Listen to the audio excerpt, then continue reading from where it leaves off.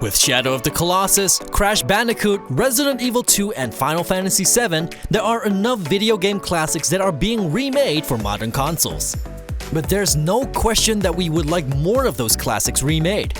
We have so many good memories about our childhood video games that we want the newer generation to experience the same games on modern consoles. We will list 10 video game classics that definitely need a remake, and of course, you're free to share your thoughts as well.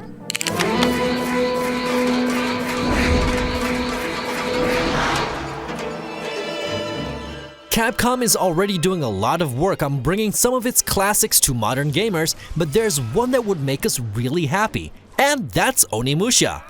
The Onimusha series was huge during the PlayStation 2 era, but has never been released on the consoles that came after.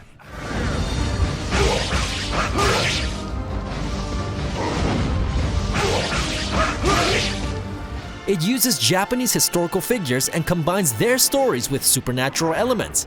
These action-adventure games combine third-person combat with puzzle solving. It would be great if Capcom would finally revive this dormant franchise because we really need more Onimusha.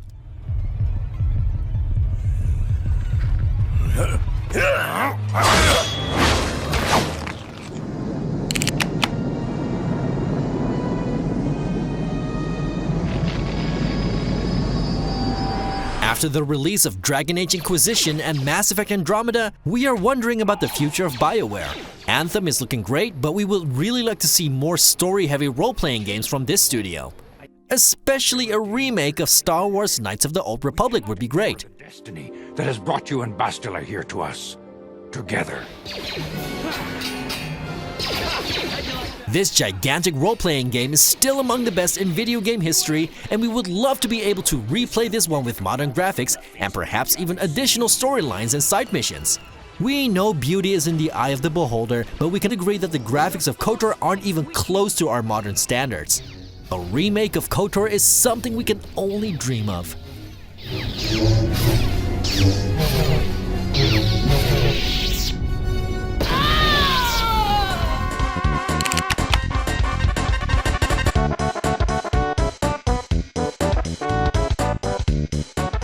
Earthbound is one of those games with a big cult following. But Nintendo never localized all the games in this amazing series. It would be great to see a modern remake of this classic action-adventure RPG and its sequels. Earthbound is all about Ness and his friends who try to stop bad things from spreading after a meteor crashed in their neighborhood.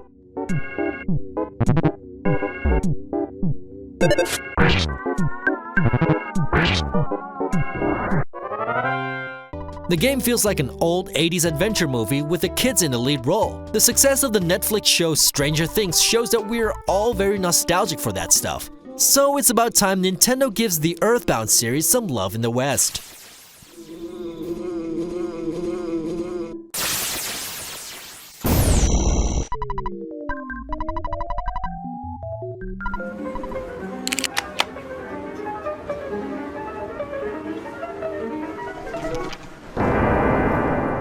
One of the greatest games of its time is the action RPG Vampire the Masquerade Bloodlines. This game is based on the World of Darkness role-playing games and a board game called Vampire the Masquerade. You become part of a vampire clan and need to uncover the truth about a relic that might end all vampires. You can do this using violent or non-violent methods, all dependent on the powers your clan has. Yes. I am searching for 2 items I have tracked to this area. Vampire the Masquerade is all about exploring, interacting, and uncovering the truth. The original game is set in Los Angeles, and each district is a separate hub. But imagine an open-world game with a day and night cycle that has you move through Los Angeles in search for answers. We're suckers for that kind of stuff, for sure. Pun intended. Let the penalty commence.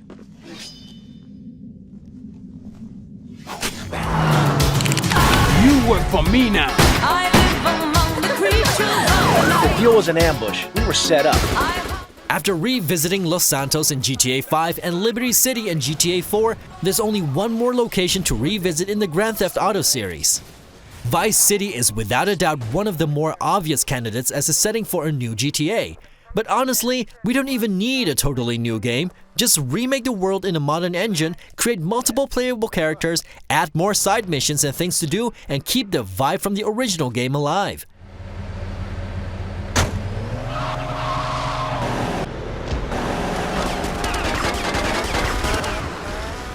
GTA Vice City could be a remake in its purest form, and we would totally be down with that.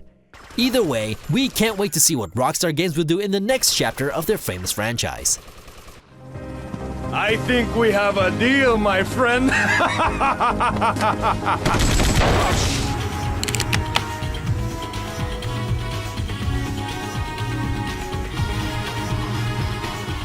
Talk about Squaresoft and their role-playing games on the first PlayStation, and people will mention Final Fantasy. Final Fantasy VII is already getting a remake, and it isn't even the best Squaresoft RPG, because that's Vagrant Story. This action-adventure role-playing game is not about the player interaction and shopping for items. No, it's all about weapon creation and modification.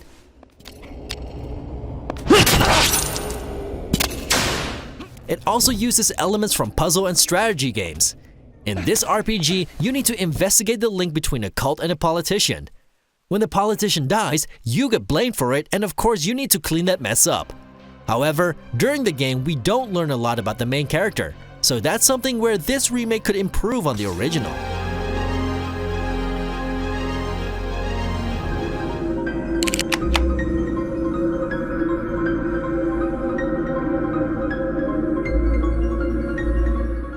The first Parasite Eve was a sequel to a book with the same name by Hideaki Sena. It was a linear action role-playing game that had excellent gameplay and looked great for its time. The game tells the story of Aya Brea, who needs to stop Eve, a woman who wants to destroy humanity through spontaneous human combustion.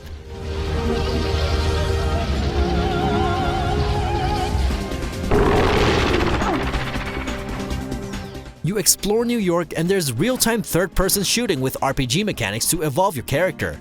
Now let's remake the game in a realistic-looking New York, an open world filled with side quests and story-driven gameplay.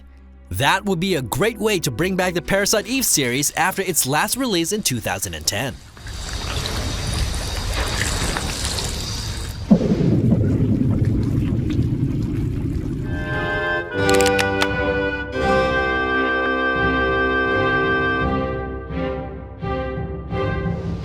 There aren't many games with a cult following like Conker's Bad Fur Day.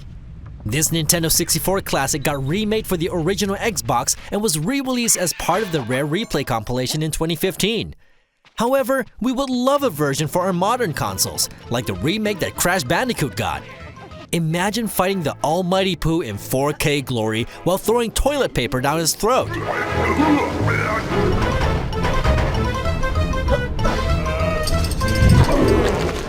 Or maybe even a major overhaul of the original, adding all kinds of additional content to the game.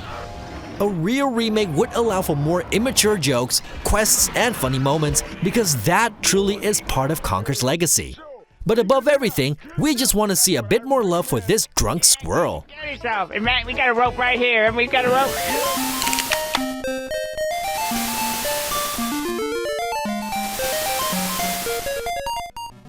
Link's Awakening is a Zelda game that bridges the time between A Link to the Past and A Link Between Worlds. The game was originally released on the Game Boy Classic and re-released as Link's Awakening DX on the Game Boy Color. But those graphics are way too old school for us. It would be great to see the story of Link's Awakening told with the graphics of Breath of the Wild, or at least comparable with A Link Between Worlds.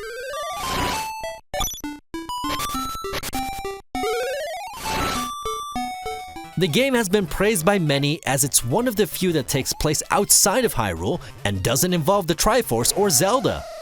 It's Link's job to awaken the Windfish, who has a magical tie to the land where he woke up. You've never played this game, did you? That's why this remake is needed.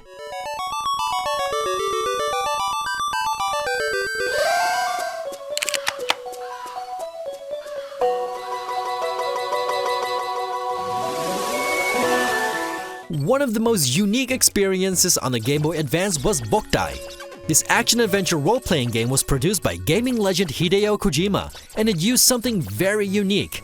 The cartridge contained a light sensor, which needed to be used to charge the weapon of Django, a vampire hunter.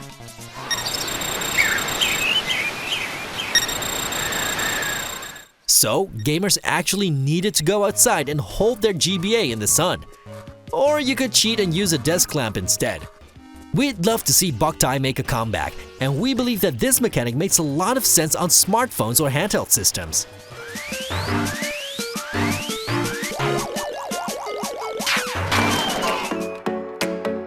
Did you like our suggestions? Let us know on Twitter, Facebook, Instagram, or YouTube. But even more important, let the publishers and developers know that you want a remake of one of their games. Tweet them this video. The more people are requesting these things, the more likely it will happen. Long live the king. Yeah, long live the king. Long live the king.